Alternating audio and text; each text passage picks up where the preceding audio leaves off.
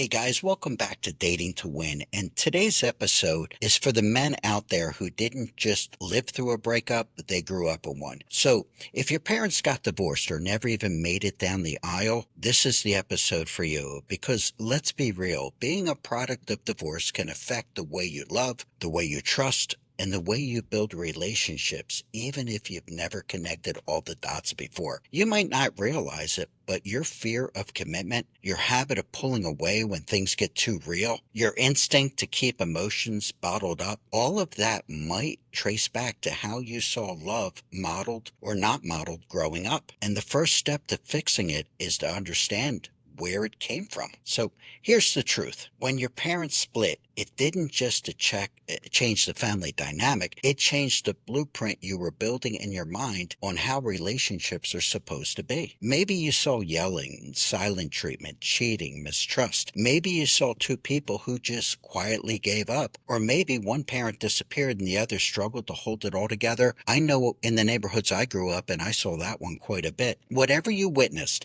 that became your normal, even if it was dysfunctional, and without even knowing it, you could be repeating those patterns in your own dating life. So let's talk about trust. If you've watched trust break down between two people who were supposed to love each other forever, how do you just blindly trust someone that you meet on a dating app or at a bar? You might say you want to love, but you have a tendency to keep people at arm's length, or you sabotage things the second it starts to get serious. Hey guys, that's not bad luck. That's trauma talking to you. And let's talk about the issue of abandonment. Even if both of your parents stayed in your life, one of them probably left the house as a kid, and that made you feel like, wow, if someone I love can just walk away like that, this could happen to me again. So as an adult, you leave first because it feels safer to leave than it does to be the one that's left behind. But here's the good news. Being a product of divorce doesn't mean you're broken. It means you need awareness.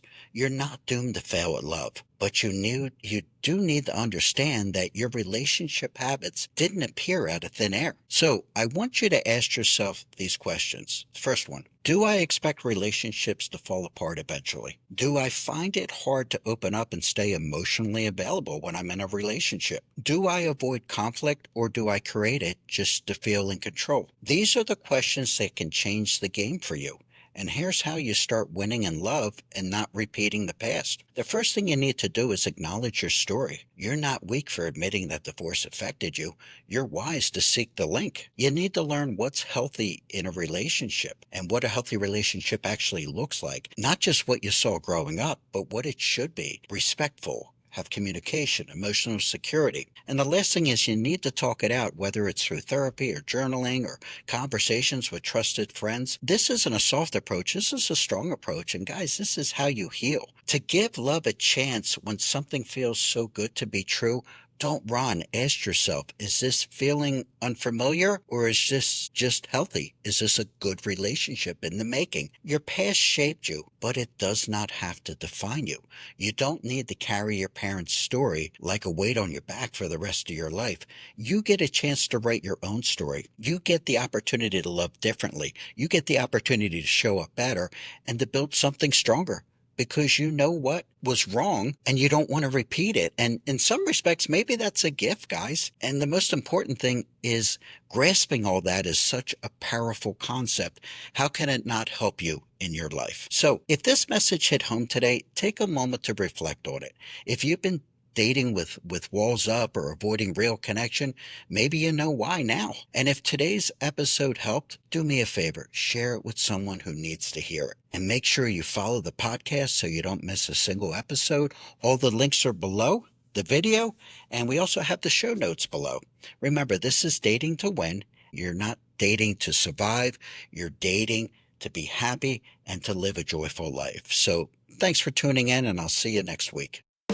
Thanks for listening to Dating to Win. If you're serious about improving your dating game, don't miss an episode.